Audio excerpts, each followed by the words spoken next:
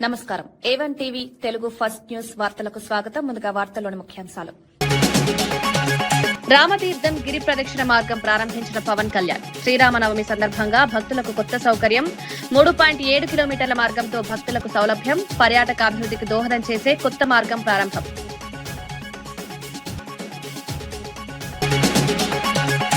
రేవంత్ వ్యాఖ్యలపై బండి సంజయ్ విమర్శలు. ప్రజల్లో విభేదాలు సృష్టించే రాజకీయాలపై ఆరోపణలు. మహిళా రిజర్వేషన్ అంశంపై స్పందన. విభజన రాజకీయాలు మానుకోవాలని సూచన.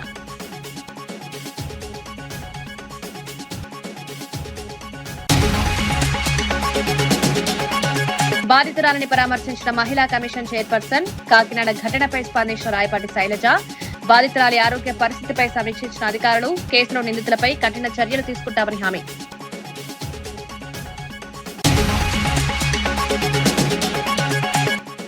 విశాఖ సముద్ర తీరంలో సన్కేఫ్ ప్రారంభించిన సిపి బాక్షి. అరకు కాఫీ రైతులకు ప్రోత్సాహంగా సన్కేఫ్ ఏర్పాటు. పర్యాటకులకు ప్రత్యేక అనుభూతి అందించి విశాఖలో కొత్త ఆకర్షణగా నిలిచిన కేఫ్.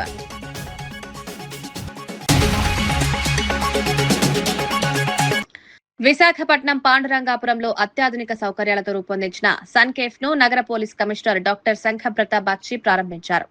సముద్ర తీరంలో ప్రకృతి అందాలను ఆస్వాదిస్తూ నాణ్యమైన కాఫీ అందించడం ఈ కేఫ్ ప్రత్యేకతగా నిలుస్తోంది. ముఖ్యంగా అరకు ప్రాంతానికి చెందిన కాఫీ రైతులకు ప్రోత్సహించడం లక్ష్యంగా ఈ కేఫ్ ప్రారంభించామని నిర్వాహకులు తెలిపారు. స్థానిక ఉత్పత్తులకు మార్కెట్ కల్పించడం ద్వారా రైతులకు మద్దతునివ్వాలని భావిస్తున్నట్టు తెలిపారు. పర్యాటకులకు ప్రత్యేక అనుభవాన్ని అందించేలా కేఫ్ ను రూపొందించారు. విశాఖలో కొత్త ఆకర్షణగా ఈ సన్ కేఫ్ నిలుస్తుందని అధికారులు అభిప్రాయపడ్డారు. ఈ ప్రారంభోత్సవం స్థానికంగా మంచి స్పందన. బీచ్ చూస్తూ, సముద్రం చూస్తూ, ఈ చల్లని గాలి ఎంజాయ్ చేస్తూ కాఫీ త్రాగడానికి అదృష్టం చాలామందికి దొరకదు. సో ఈ క్యాఫే అంటే ఎంతో అందమైన లొకేషన్. ఇప్పుడు కూడా మనం చూస్తున్నాం చల్లని గాలి, అందమైన దృశ్యాలు. సో అది చూస్తూ, అది ఎంజాయ్ చేస్తూ కాఫీ త్రాగడం, అది అదృష్టవంతులు మాత్రమే ఇటువంటి ఎక్స్పీరియన్స్ అనుభవిస్తారని నేను భావిస్తున్నా. ఈ మంచి ప్రోగ్రామ్ ఇది, ఒక ఇన్నోవేటివ్ షాప్, అది cafe with enjoyment and beauty, natural beauty, ఇది అన్నీ కలిపి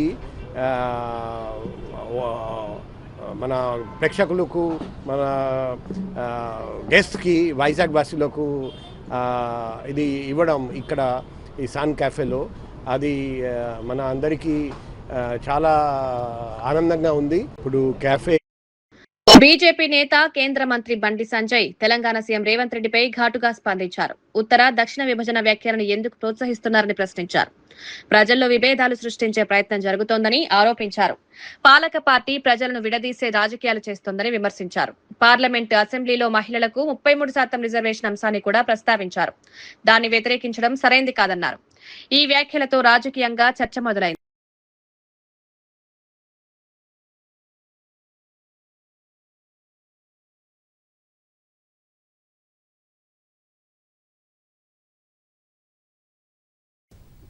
డీలిమిటేషన్ ప్రాసెస్ ఇంకా స్టార్ట్ కాలేదు. ఇప్పుడు యథాస్థితిగా ఉన్నటువంటి ఒక పెరిగే దాంట్లో 33% దేశవ్యాప్తంగా మహిళలకు చట్టసభలో ఫస్ట్ టైం రిజర్వేషన్ రాబోతున్నది. దానికి మీరు వ్యతిరేకం. ఆ 33% ఉమెన్ కు రావద్దని మీ అంతా వ్యతిరేకం మీరు చేస్తున్నది. కాంగ్రెస్ పార్టీ ఫస్ట్ నుంచి కూడా వాళ్ళు ఉన్న అధికారంలో ఉన్నప్పుడు ఎప్పుడు కూడా 33% రిజర్వేషన్ గురించి వాళ్ళు ప్రయత్నం చేయలేదు. ఇప్పుడు 33% అవుతుంది కాబట్టి దాని ఆపాలనే ప్రయత్నంతో ఈ యొక్క భయం సృష్టిస్తా ఉన్నారు. 33% లేడీస్ కు రావద్దనే కాంగ్రెస్ పార్టీ చూస్తా ఉన్నది. రేవంత్ రెడ్డి గారు, మీరు కలల గనకండే ఈ డీలిమిటేషన్ జరుగుతుంది. డీలిమిటేషన్ తర్వాత బీజేపీ ప్రభుత్వం వస్తుంది. మీరు అపోజిషన్ లో కూడా ఉండరని చెప్పేసి కూడా నేను చెప్తా ఉన్నాను. కాకినాడ జిల్లాలో జరిగిన ఘటనపై రాష్ట్ర మహిళా కమిషన్ చైర్పర్సన్ రాయపాటి శైలజ స్పందించారు. తునిలోని ప్రైవేట్ ఆసుపత్రిలో చికిత్స పొందుతున్న బాధితురాలని పరామర్శించారు. గిరిజన, దివ్యాంగ మహిళలపై జరిగిన ఘటన తీవ్ర ఆందోళన కలిగిస్తోంది. బాధితురాలు కొద్ది రోజులుగా స్పృహ లేకుండా ఉండగా ప్రస్తుతం కోలుకుంటోందని వైద్యులు తెలిపారు. ఆమె ఆరోగ్య పరిస్థితిని అధికారులు సమీక్షించారు. ఈ కేసులో 16 ఏళ్ల అనుమానితుడిని పోలీసులు గుర్తించారు. మరింత మందికి సంబంధం ఉందా అన్న దానిపై దర్యాప్తు కొనసాగుతోంది.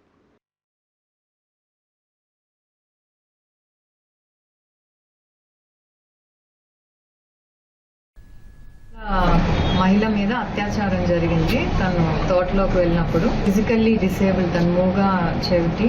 ఇంట్లో వాళ్ళు ఎంతకీ రాకపోతే వెళ్ళి చూస్తే అక్కడ తోటలో అన్కాన్షియస్ గా పడుండి బట్టలు లేకుండా ఉండింది. సో వెంటనే హాస్పిటల్ తీసుకెళ్లి స్కాన్ చేపిస్తే బ్రెయిన్ లో బ్లీడ్ అని తెలిస్తే, సో ఇక్కడ I think Tuni neuro hospital, Guru neuro hospital తీసుకొచ్చారు. సో నా ఆల్మోస్ట్ ఒక 5-6 days అంటే మైకంలో లేదు, అన్కాన్షియస్ గానే ఉంది. నిన్నే కొంచెం కాన్షియస్ లోకి వచ్చింది. ఆ బ్లీడ్ వల్ల ఏంటంటే కుడి చెయ్యి కాలు కూడా కొంచెం పక్షవాతం లాగా వచ్చిందనమాట. సో దానికి ఫిజియోథెరపీ చేస్తున్నారు. ఎవరైతే చేశారో ఇది అతనైతే ఐడెంటిఫై చేశారు. Is less than 18 years, 16 years.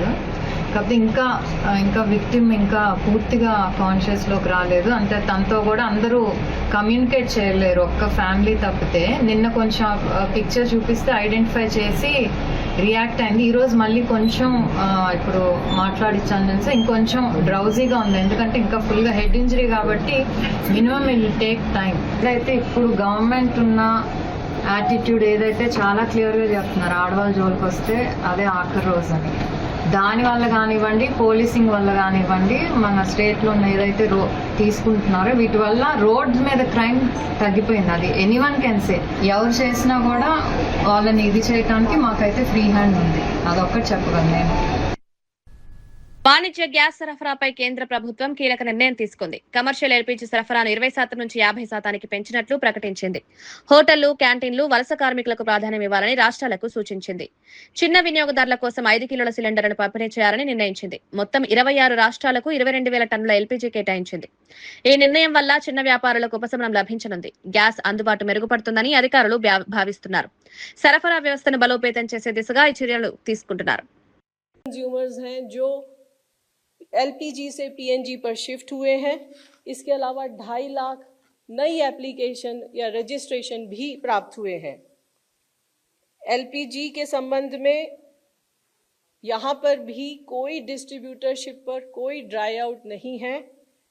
Online booking अच्छी है, लगभग 92%। पैनिक बुकिंग तो नहीं कहूंगी, लेकिन बुकिंग का लेवल जरूर ज्यादा है, लेकिन डिलीवरी पूरी तरह सामान्य है। जैसा कि मैंने पहले बताया कि 21 तारीख को भारत सरकार ने कमर्शियल एलपीजी का क्वांटिटी 20% से बढ़ाकर 50% किया, और उसमें भारत सरकार ने सभी स्टेट गवर्नमेंट से रिक्वेस्ट किया कि dhaba, hotel, industrial canteen, community kitchens या कैंटीन्स, सब्सिडाइज कैंटीन्स जो राज्य सरकार या लोकल बॉडीज चलाती हैं, उन सभी को प्रायोरिटी दी जाए। इसके अलावा जो माइग्रेंट लेबर हैं उनको भी 5 किलो का सिलेंडर देने में प्रायोरिटी की जाए। इन सब के फलस्वरूप लगभग अभी तक 26 स्टेट्स ने 22,000 टन कमर्शियल एलपीजी एलोकेट की है, और allocation is all over the country. जहां पर राज्य सरकार ने एलोकेट किया है वो भी है इस क्वांटिटी में, और जहां हमारी ऑयल मार्केटिंग कंपनीज दे रही हैं वह मात्रा भी इसमें सम्मिलित है। इस सब के प्रयासों के फलस्वरूप कल लगभग 30,000 5 किलो के सिलेंडर दिए गए हैं। केरोसिन के संबंध में भी जैसा आपको पता है, भारत सरकार ने as an alternate fuel option additional allocation किया है सभी राज्य सरकारों को, और यहाँ पर भी लगभग 16 राज्य और यूनियन टेरिटरीज में एलोकेशन ऑर्डर्स जारी हुए हैं। कंज्यूमर्स हैं जो एलपीजी से पीएनजी पर शिफ्ट हुए हैं। इसके अलावा 2.5 लाख नई एप्लीकेशन या रजिस्ट्रेशन भी प्राप्त हुए हैं। एलपीजी के संबंध में यहाँ पर भी कोई डिस्ट्रीब्यूटरशिप पर कोई ड्राई आउट नहीं है। ऑनलाइन बुकिंग अच्छी है, लगभग 92%। पैनिक बुकिंग तो नहीं कहूंगी, लेकिन बुकिंग का लेवल जरूर ज्यादा है, लेकिन डिलीवरी पूरी तरह सामान्य है। जैसा कि मैंने पहले बताया कि 21 तारीख को भारत सरकार ने कमर्शियल एलपीजी का क्वांटिटी 20% से बढ़ाकर 50% किया, और उसमें भारत सरकार ने सभी स्टेट गवर्नमेंट से रिक्वेस्ट किया कि dhaba, hotel, industrial canteen, community kitchens या कैंटीन्स, सब्सिडाइज कैंटीन्स जो राज्य सरकार या लोकल बॉडीज चलाती हैं, उन सभी को प्रायोरिटी दी जाए। इसके अलावा जो माइग्रेंट लेबर हैं उनको भी 5 किलो का सिलेंडर देने में प्रायोरिटी की जाए। इन सब के फलस्वरूप लगभग अभी तक 26 स्टेट्स ने 22,000 टन कमर्शियल एलपीजी एलोकेट की है और allocation is all over the country. जहां पर राज्य सरकार ने एलोकेट किया है वो भी है इस क्वांटिटी में, और जहां हमारी ऑयल मार्केटिंग कंपनीज दे रही हैं वह मात्रा भी इसमें सम्मिलित है। इस सब के प्रयासों के फलस्वरूप कल लगभग 30,000 5 किलो के सिलेंडर दिए गए हैं। केरोसिन के संबंध में भी जैसा आपको पता है, भारत सरकार ने as an alternate fuel option additional allocation किया है सभी राज्य सरकारों को, और यहाँ पर भी लगभग 16 राज्य और यूनियन टेरिटरीज में एलोकेशन ऑर्डर्स जारी हुए हैं। आज के समय में भारत सरकार का भी और राज्य सरकारों का भी ये प्रयत्न है कि ब्लैक मार्केटिंग और होर्डिंग को रोका जाए, और इस सब में राज्य सरकारों की भूमिका बहुत अहम हो जाती है। इस संबंध में मैं आपको बताना चाहूंगी कि कल लगभग 2700 रेड की गई विभिन्न राज्यों में, और लगभग 2000 सिलेंडर भी सीज किए गए हैं। उत्तर प्रदेश, महाराष्ट्र, तेलंगाना, छत्तीसगढ़ में अच्छी रेड्स हुई हैं और काफी मात्रा में सिलेंडर्स भी सीज हुए हैं। इसके अलावा ऑयल मार्केटिंग कंपनीज के ऑफिशियल्स के द्वारा भी सरप्राइज इंस्पेक्शन जारी हैं। अभी तक लगभग 290 शो कॉज नोटिस इशू किए जा चुके हैं। ఆంధ్రప్రదేశ్ ప్రభుత్వం ఉగాది సందర్భంగా కీలక నిర్ణయం తీసుకుంది. రోడ్లు, భవనాల శాఖకు సంబంధించిన కాంట్రాక్టర్ల పెండింగ్ బిల్లులను విడుదల చేసింది. సుమారు 1,500 కోట్ల రూపాయల మేర చెల్లింపులు జరిపినట్లు సమాచారం. ఈ నిర్ణయంతో నిర్మాణ రంగానికి పెద్ద ఊరట లభించింది. బిల్డర్స్ అసోసియేషన్ ఆఫ్ ఇండియా ప్రతినిధులు సీఎం చంద్రబాబు, ఉప ముఖ్యమంత్రి పవన్ కళ్యాణ్ కు కృతజ్ఞతలు తెలిపారు. ఎన్నో సంవత్సరాలుగా పెండింగ్ లో ఉన్న బిల్లులు క్లియర్ కావడం ఆనందంగా ఉందన్నారు. ఎన్నికల ముందిచ్చిన హామీని ప్రభుత్వం నిలబెట్టుకుందని పేర్కొన్నారు.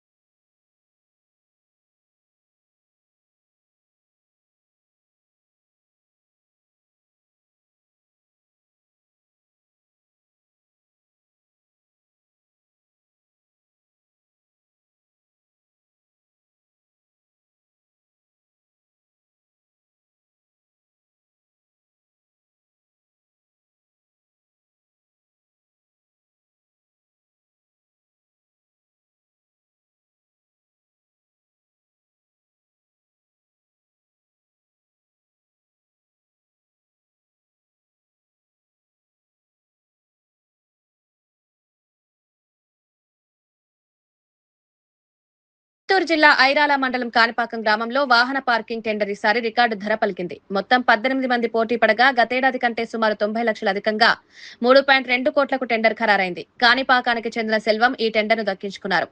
ఈ భారీ ఆదాయం గ్రామ అభివృద్ధికి ఉపయోగపడనుందని అధికారులు తెలిపారు. మౌలిక వసతుల అభివృద్ధి కోసం నిధులను వినియోగిస్తామని పేర్కొన్నారు. టెండర్ ప్రక్రియ పారదర్శకంగా నిర్వహించినట్లు వెల్లడించారు. ఈసారి పోటీ ఎక్కువగా ఉండడం వల్ల ధరలు పెరిగాయన్నారు. ఈ ఆదాయం గ్రామానికి పెద్ద మద్దతుగా మారనుంది. థ్యాంక్స్ టు సీఎం సార్ అని చెప్పుకోవడానికి ఇక్కడ కాంట్రాక్టర్ సోదరులు రాష్ట్రంలో ఉన్నటువంటి 1000 మంది R&B, పంచాయతీరాజ్, అదేవిధంగా రోడ్డు వర్క్స్ చేసేటువంటి మిగతా డిపార్ట్మెంట్స్లో ఉన్నటువంటి కాంట్రాక్టర్ అందరూ ఇక్కడ కూడి వారికి మా ధన్యవాదాలు తెలియజేసుకుంటున్నాం. గత 3-4 సంవత్సరాల్లో రకరకాల పొద్దులు డిఫరెంట్ హెడ్ ఆఫ్ అకౌంట్స్లో పేరుకోపోయిన బకాయిలు అన్నీ కూడా మనకి రిలీజ్ చేయడం జరిగింది. దీనికి ఎంతో ఆనందంతో మేము కాంట్రాక్టుల తరఫున మా అసోసియేషన్ తరఫున కృతజ్ఞతలు తెలుపాలని ఈ ప్రెస్ కాన్ఫరెన్స్ పెట్టాము. మేము కాంట్రాక్టర్లందరూ ప్రతి ఒక్కళ్ళకి పేమెంట్ ఈ మార్చి లోపల వచ్చినాయి, అందరికీ టర్న్ ఓవర్లు పెరిగినాయి. ఈ మంచి విషయం అందరికీ తెలియజేయాలనే ఉద్దేశంతో కాంట్రాక్టుల సభ్యులందరూ అన్ని జిల్లాల నుంచి, శ్రీకాకుళం నుంచి అటు అనంతపురం వరకు అన్ని జిల్లాల నుంచి వచ్చారు కాంట్రాక్టులు. ఈ విషయాన్ని అందరికీ తెలియజేయాలని. ఎందుకంటే అంతకుముందు చాలా ఇబ్బందులు పడ్డాము, చాలా బాధలు పడ్డాము. మా కాంట్రాక్టుల దయనీయ స్థితి అంతకుముందు ప్రతిరోజు పేపర్లో వచ్చింది. ఆ విషయం నుంచి మేము మంచిగా ఉన్నామన్న విషయం అందరికీ తెలియజేయడానికి ఈ ప్రెస్ మీట్ పెట్టింది. Thank you CM sir, thank you deputy CM sir Lokesh గారికి, అలాగే ఫైనాన్స్ మినిస్టర్ గారికి అందరికీ థ్యాంక్ యూ. ఉగాది పర్వదినాన ఓన్లీ 1 డే 1500 కోట్లు మన గౌరవ ముఖ్యమంత్రి వర్యులు నారా చంద్రబాబు నాయుడు గారు అధ్యక్షతన పవన్ కళ్యాణ్ గారు, లోకేష్ గారు ధన్యవాదాలు చెప్పుకుంటూ థ్యాంక్ యూ సీఎం గారు, థ్యాంక్ యూ సీఎం గారు. డిప్యూటీ సీఎం పవన్ కళ్యాణ్ రామతీర్థం గిరి ప్రదక్షిణ మార్గాన్ని ప్రారంభించారు. శ్రీరామనవమి సందర్భంగా ఈ కార్యక్రమం నిర్వహించడం ఆనందంగా ఉందన్నారు. 3.4 కోట్ల రూపాయల వ్యయంతో 3.7 కిలోమీటర్ల పొడవుతో ఈ మార్గాన్ని నిర్మించారు. వర్చువల్ గా ప్రారంభోత్సవంలో పాల్గొని శుభాకాంక్షలు తెలిపారు. భక్తులకు ఇది సౌకర్యంగా మారుతుందన్నారు. శ్రీరాముడి గిరి ప్రదక్షిణలో పాల్గొనడం తనకు అదృష్టంగా భావిస్తున్నట్లు పేర్కొన్నారు. ఈ మార్గం వల్ల పర్యాటక అభివృద్ధి కూడా పెరుగుతుందని అధికారులు భావిస్తున్నారు. భక్తులకు మరింత సౌకర్యాలు కల్పించే దిశగా ప్రభుత్వం చర్యలు తీసుకుంటుందన్నారు.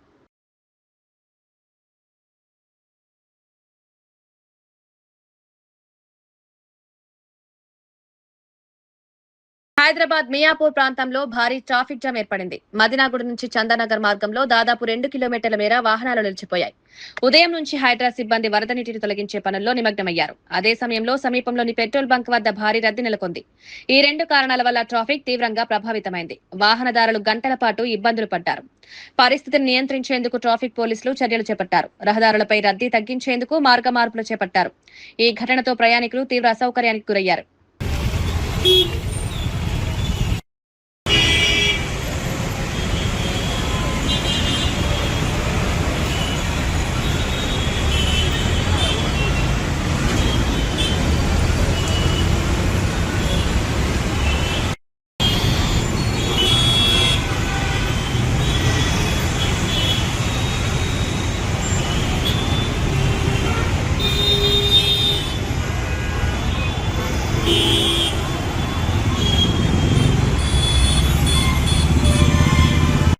అమ్రాబాద్ టైగర్ రిజర్వ్ ప్రాంత ప్రజల అభివృద్ధిపై ప్రభుత్వం కీలక చర్యలు చేపడుతోంది. ఉప ముఖ్యమంత్రి భట్టి విక్రమార్క ఈ విషయాన్ని వెల్లడించారు. కోర్ ఏరియాలో నివసించే ప్రజలకు పక్కా ఇల్లు, పాఠశాలలు, ఆధునిక వైద్య సదుపాయాలు కల్పిస్తున్నామన్నారు. ప్రతి కుటుంబానికి 5 ఎకరాల సాగు భూమి, 15 లక్షల రూపాయల నగదు సహాయం అందిస్తున్నామన్నారు. ప్రజల జీవన స్థాయి మెరుగుపరచడమే లక్ష్యమన్నారు. పిల్లల భవిష్యత్తు కోసం ప్రభుత్వం కట్టుబడి ఉందని స్పష్టం చేశారు. తీసుకొని ముందుకు పోతా ఉంది. దీంట్లో ప్రధానంగా అడవి ప్రాంతంలో అవకాశాలు అందుబాటులో లేక, ప్రభుత్వ పరంగా రావాల్సినటువంటి అభివృద్ధి కార్యక్రమాలన్నింటినీ అందుకోలేక, అటు విద్యాపరంగా కానీ, వైద్యపరంగా కానీ, లేకపోతే ఇతరత్ర ఆర్థికంగా కూడా అనేక దశాబ్దాలుగా ఇబ్బంది పడుతున్న మీ అందరినీ ఈరోజు ఈ నాగరిక ప్రపంచంలో అందుబాటులోకి వచ్చినటువంటి అన్ని అవకాశాలను కూడా మీకు అందించాలనేటువంటి ఆలోచనతో పక్కా గృహాలు నిర్మించడమే కాకుండా, పాఠశాలలు నిర్మించడమే కాకుండా, అంగన్వాడీ పాఠశాలలు నిర్మించడమే కాకుండా ఇతరత్ర ఆధునిక వసతులన్నీ కూడా మీకు వైద్య సహాయంతో పాటు మీ అందరికీ అందుబాటులోకి వచ్చేటట్టుగా, అట్లాగే ఈ పునరావాస నిర్మాణంలో గృహాలు నిర్మించుకునే దాంతో పాటు వ్యవసాయం చేసుకుని బ్రతకడానికి కావాల్సిన భూమిని కూడా 2 ఎకరాల భూమిని కూడా మీకు ఇవ్వటమే, 2 హెక్టార్ల భూమిని అంటే 5 ఎకరాల భూమిని మీకు ఇచ్చి మీరందరూ భవిష్యత్తులో స్వంతంగా పట్టాదారులుగా ఆ భూమిపై బతకడానికి కావాల్సినటువంటి ఈ చట్టసభని, ప్రజాస్వామ్యాన్ని గౌరవించి తద్వారా దాని ద్వారా వచ్చేటువంటి గౌరవం కూడా మీ అందరికీ ఆపాదిస్తూ మీ అందరికీ అందుబాటులోకి వచ్చేటట్టుగా చేసేటువంటి ఈ కార్యక్రమంలో భాగంగా ఇప్పుడు ఒక్కొక్కరికి 15 లక్షల రూపాయలు నగదును చెక్కును అందించే కార్యక్రమం కూడా ఈరోజు ఈ సభలో మీ అందరికీ ఏర్పాటు చేస్తా ఉన్నాం. భవిష్యత్తులో మీ అందరి కుటుంబాలు, పిల్లలు బాగా అభివృద్ధి చెందాలని, బాగా చదువుకోవాలని, ఉన్నతంగా ఎదగాలని రాష్ట్ర ప్రభుత్వం. వార్తలు ముగించే ముందు ముఖ్యాంశాలు మరోసారి. రామతీర్థం గిరి ప్రదక్షిణ మార్గం ప్రారంభించిన పవన్ కళ్యాణ్. శ్రీరామనవమి సందర్భంగా భక్తులకు కొత్త సౌకర్యం. 3.7 కిలోమీటర్ల మార్గంతో భక్తులకు సౌలభ్యం. పర్యాటక అభివృద్ధికి దోహదం చేసే కొత్త మార్గం ప్రారంభం.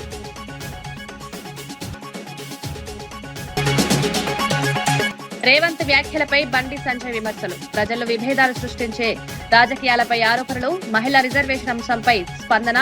విభజన రాజకీయాలు మానుకోవాలని సూచన.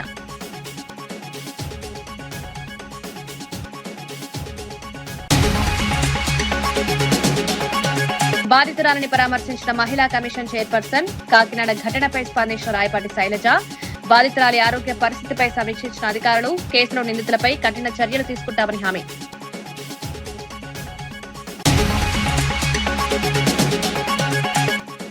విశాఖ సముద్ర తీరంలో సన్కేఫ్ ప్రారంభించిన సిపి బాక్షి. అరకు కాఫీ రైతులకు ప్రోత్సాహంగా సన్కేఫ్ ఏర్పాటు. పర్యాటకులకు ప్రత్యేక అనుభూతి అందించి విశాఖలో కొత్త ఆకర్షణగా నిలిచిన కేఫ్.